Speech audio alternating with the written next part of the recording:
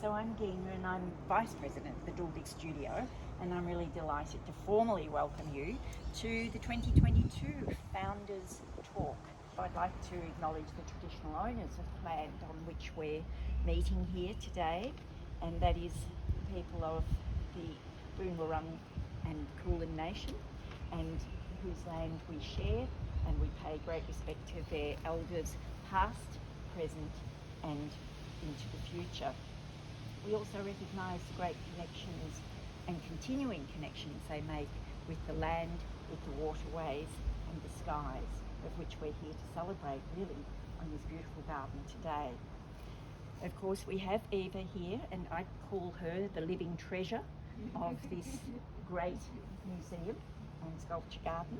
We also have Eva de Jong, who's our founding member from the Duldig Studio and immediate past president, with us this afternoon, and together also with Janine Kibblewhite, who is our new president of the Duldig Studio. But we're most of all here to welcome you too, and it's great to see so many of the supporters and friends here this afternoon. We've got volunteers and staff, and of course we acknowledge Stonington for their continuing support for our museum, for the public programs and activities through their arts and culture grant each year. But it's you who really make the place come alive. Without you, it doesn't happen. Otherwise we're just sitting here by ourselves. So it's you who are very important to us. And if there are any first-time visitors here today, a very warm welcome to you, and we look forward to you being part of our shared experience. Now, the sculpture garden and the museum and the gallery has been open to the public since 1996, so it is our 20th anniversary. And as a result of the impact of COVID, this garden in particular has become a great place for restorative benefits of all sorts. So you can imagine when we go back 12 months ago, when we were just starting to come back, build back, this garden became a very welcoming place for people to reconnect with art, with culture and with each other. So it's been in the forefront that this garden has had its benefits, and with Karl and Slava, it is their creative vision and their artful life that continues to inspire creative journeys for others. We all know that creative vision is a powerful force that drives human endeavour, but to enable the tangible outcomes of this requires commitment, doesn't it, and passion, and some cash to keep it going, and a great belief. And for this we have to acknowledge and pay gratitude to the artist's daughter, that being Eva de Jong-Duldig. And so please join me, round of applause, and welcome Eva to tell us more about your parents' vision and your vision. Thank you, Eva. Thank you, Gina. Gina always says such lovely things that, you sort of feel you've got to live up to it. But I do welcome you all here today. It's really great to see people I know very, very well. Some of us go back many, many years, and some of you are new to me. Even the faces are totally strange to me. So that's great for a start. I just want to read an extract from Driftwood, my book, because it talks a little bit about this garden when we first moved in 1955. And because we're outside, I don't even need glasses, so that's a blessing as well. The 5-room solid brick white California bungalow period house was built in 1922. Tucked under a mature jacaranda tree on the south side, there it is, was a small weatherboard garage, there it is. Other substantial trees included an elm as large as the ones that grew opposite in Central Park, 2 flowering gums and a liquid amber. There were also mature fruit and nut trees, including an apricot, a lemon, an almond and a locust tree, and a thick lily-pilly hedge screened the back garden from the adjoining property at the rear of the block. Now, you'll have noticed we don't have the liquid amber and we don't have the elm and a few things, but nevertheless, we have always, the family, tried to maintain this ambience, which was part of the attraction of why we bought the house in the first place. Now, a bit further on, it talks about what was originally in the center there. Now, there's this little tree just behind you, which is trying terribly hard to get going. I think I put it in 20 years ago, Stefan, I'm quite sure of that, and it hasn't done much at all. But this is what was there before. Every summer, the large apricot tree in the middle of the back garden bore a massive crop of tasty fruit. Unless they were picked quickly, they were eaten by birds and rotted on the ground. Slava cooked apricot compote every day, and at the weekend made marillenknödel, which apricot dumplings, for those who don't know that, a Viennese specialty. Several served hot with some additional unsalted butter, they were delicious. What it doesn't say is there, next to the apricot tree, which was quite massive and old when we moved in already in 55, was this rather marvellous sculpturesque lily-pilly, but a tree rather than a hedge. And unfortunately, it kind of cocked. Its branches began to fall. This would have been 20 years, 15 years ago or so. And so I had to take it down because it was dangerous for the people coming in. And at the same time, I planted that, which was supposed to be a middle-sized tree, right? You never know with natives, but I am a native. I love natives, so that has been one of the things I've tried to foster.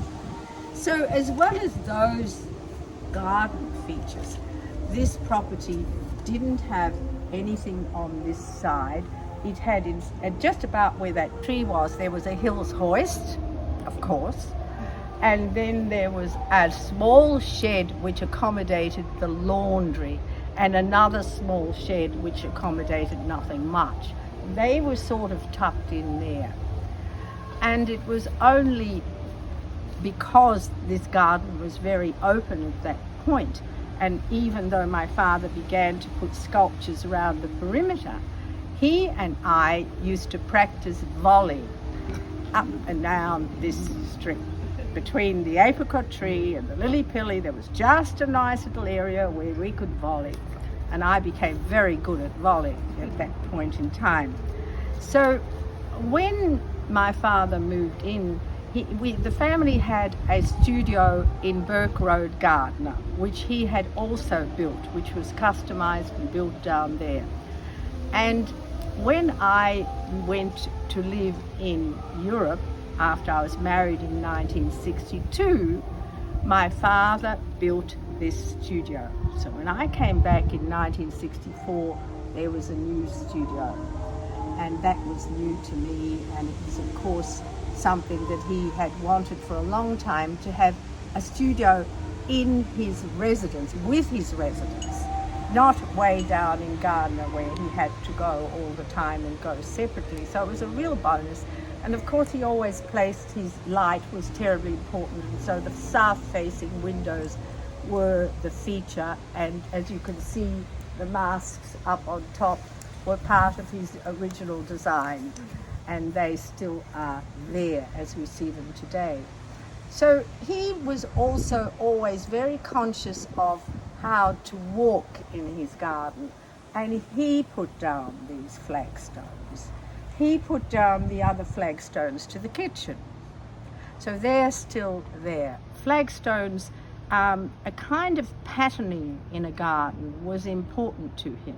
The placement of his sculptures in the garden was extremely important to him. As I've said, it started out with sculptures round the garden. How the sculptures came to be in the middle came about later. I came back from Europe. My mother was still alive, the family were living here, but in 1975 my mother died, and then my father actually thought to himself, he must have known, you know, that his own time was limited, even though he ended up having 11 years more, and that was the most wonderful time for me because I learned a heap in that time. But he set about to actually enlarge key sculptures that he particularly liked and create from them larger sculptures. So he'd scale them up 3 or 4 or 5 times, and they would become features in the center of the garden. And that's why you have these, what we would call middle-sized sculptures, in the center of the garden. I asked Stefan, who has been instrumental, I might add, in all of these processes, Stefan Damsky, and I always have to thank Stefan for the amazing work he's done with me over many years. But he was a student of Dad's. I don't know really why I'm wearing this thing. I might just pop that off my shoulder. He was a student of Dad's early in the late 70s, and he remained here as a resident assistant and curator, has remained here all those years. Now in the process, he has kind of taken almost, I suppose, a familial aspect to this garden, and he knows each of these sculptures intimately, not only because he saw them being built, but because he actually worked with Karl in assisting him with clay and with the actual making of these sculptures. And I thank you, Stefan, all along the way. Now, what we've taken out is the maquette for Corey. Just next to you, the bronze there. There she is. Right? So this would have been, this was the first sculpture that Karl actually scaled up after my mother died. It was completed in 1976. I think it was really inspired by his memory of her. I've always associated with his feelings for her. It was first, of course, modelled, not of course, but it was modelled in clay and then fired. And it was because it was commissioned by the city of Caulfield to be done into bronze for a site in Elsternwick that we also have the bronze cast. And the original terracotta is actually in the gallery. Some of you may have noticed it already in the Karl Studio exhibition, which you're coming through all the time. The next one which we've got out here is Embrace. Now, I'm not even sure, I can't remember when that was done, but it'll have a date on it in the database. But it would have been done a long time ago. And obviously Karl thought, I'd love to enlarge this. And so he set about again, scaling it up. And it's just behind you, way back in there. There it is. You see it there? Now, what is very interesting about this is that here the sculpture is actually solid.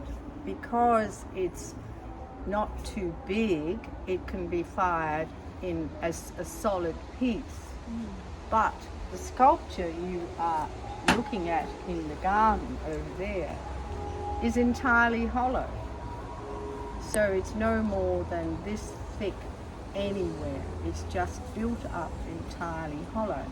And if you think about that concept of the embracing two figures that are actually joined by air internally, what a wonderful thing that is. You know, it just gives such another dimension to the whole thing. Then this one, which is a strange piece. It's down low on the ground behind the two little horses way back there. And I called it yoga, for want of a better term. I don't know.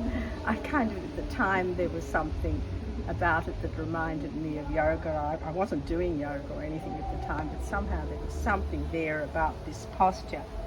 And very interesting piece that he selected himself. I want to enlarge this. And over there you see here he's got, I don't even want to lift it up much because it's adhered to the base, but here, those of you could see, that's all kind of joined together, and you kind of don't really know from there what his intentions are, except that possibly his hair, that's, and over there that becomes a really wonderful decorative feature. So every time he actually scaled up these sculptures, they became entities in their own right.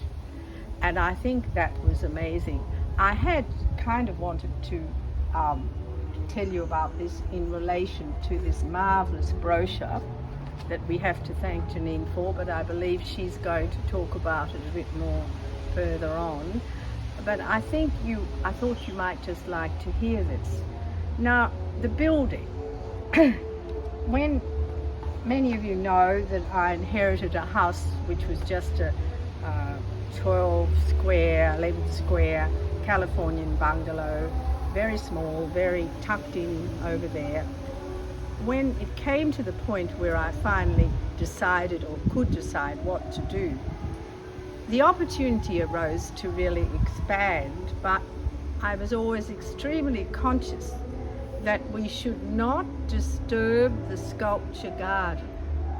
And that is the reason that gallery doesn't come out further. That is the reason it's limited, the walls are limited to there, because that's exactly where the back fence was. When we had the original house had this garden at the front, and then there was a fence just adjacent to the garage. And the garden, the actual sculpture garden, began there, and that was the limitation I put on myself and the architect when we designed that house. And that still remains in my head a very important concept going forward. I do think that you when you look around wait a minute, get rid of that, probably a crank call. When you look around,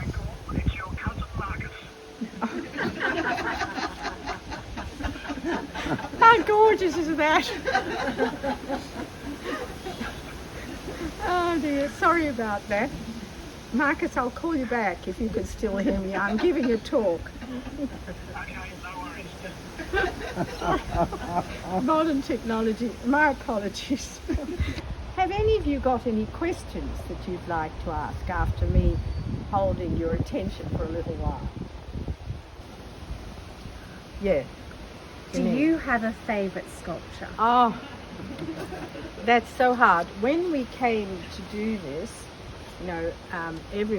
people working here were asked to nominate their particular sculptures, because we've only included 21, and I think altogether there are, how many in here? 98. 98 in the garden, would you believe it? And only 21 have been included. And so everyone kind of nominated theirs, and then I had already done a preliminary list some years ago, but I went over it again and I thought, oh, that's been left out, and that's been left out. No, you can't really have a favourite. Everyone who comes in just loves Padre. I mean, that I suppose has so many connections that it deserves its own mention.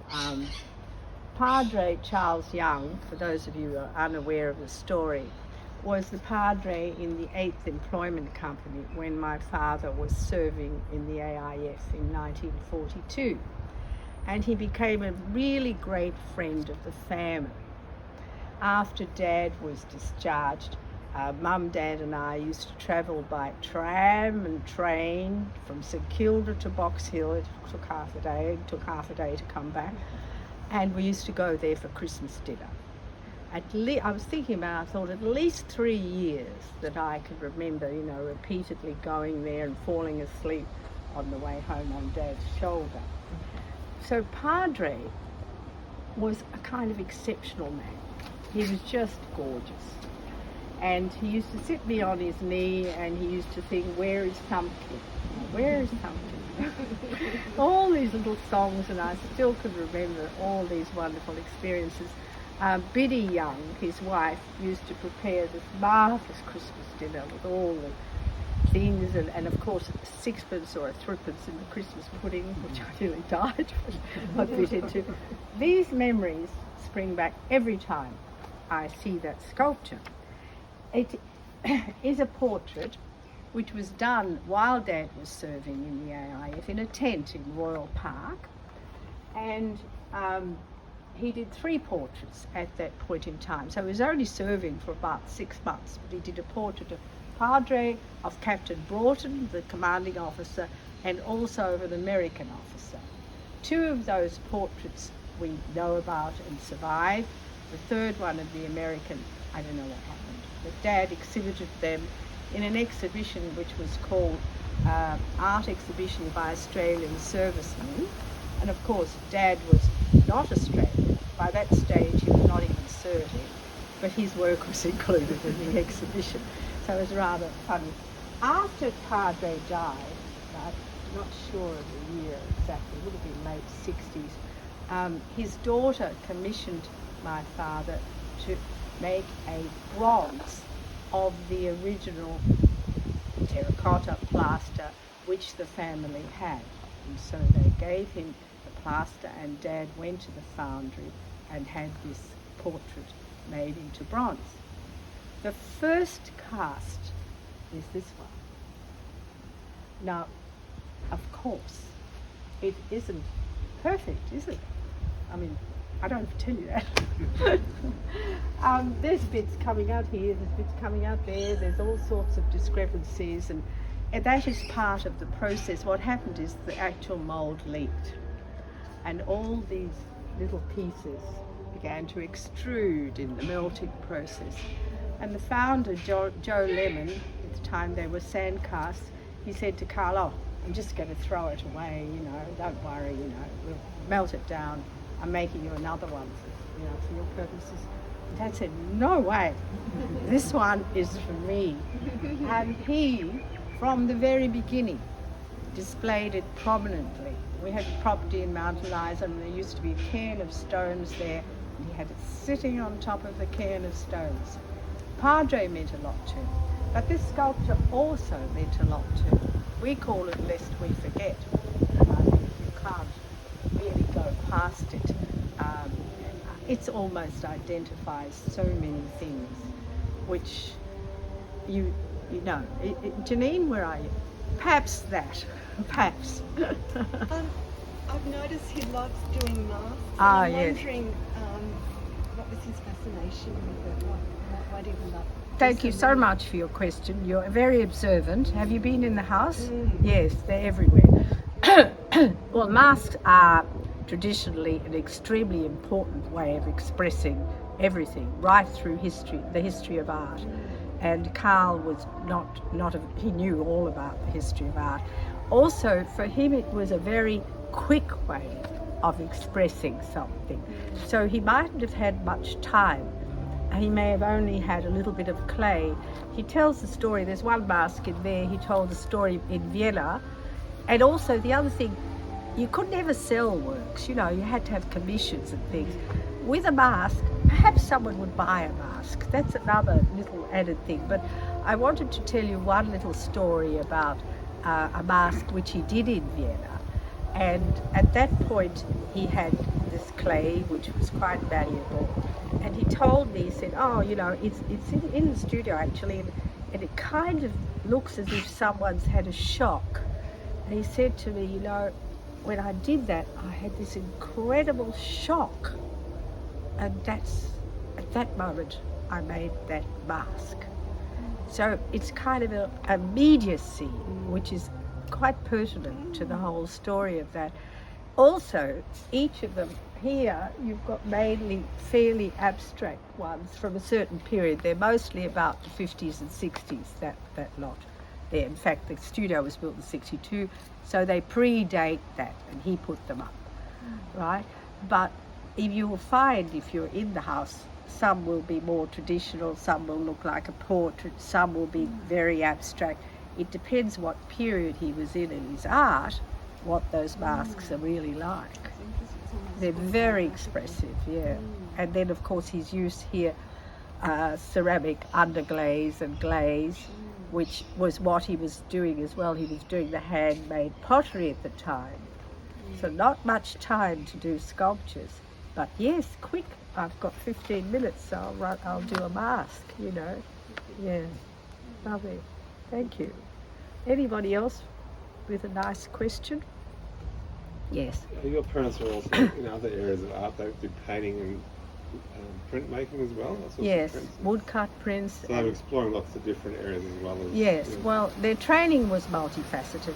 They went to the academies in Vienna where everything was absolutely done from start to finish. You just didn't leave anything unturned.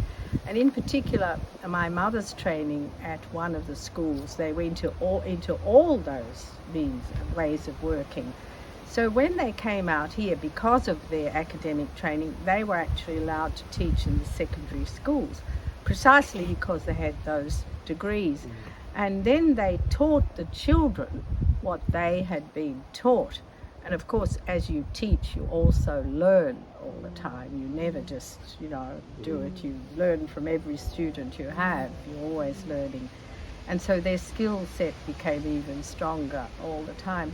But Dad would go into a Cafe Scheherazade in St Kilda, those of you who know Ackland Street, and he'd sit there with the serviettes, and he'd draw someone around him, he'd draw someone else. And we've got those serviettes still, and some of them are going to be exhibited at the Holocaust Museum this year. So he was always drawing. I mean, if the family were around and we were having dinner, he'd be drawing his grandchildren. It was just part of his life. My mother was different. She needed the space and the time and the mediums and peace of mind to really set to and work. What I did want to say was I hope you all follow the stories that I've just touched on a little bit today. Any other questions? No, we're done. Yeah. When Anthony and the other kids were little, they used to come here to visit Mum and Dad, and we would all work with clay, and then I used to sit down and do a little bit. And maybe as a little girl myself, I made some tiny little things, but I never had the compulsion, Joan. And I think to be an artist, you need the compulsion, certainly, to be a professional artist. It's not just good enough to sit down and play around. Mind you, it's fun. It's always fun. Yeah, thank you.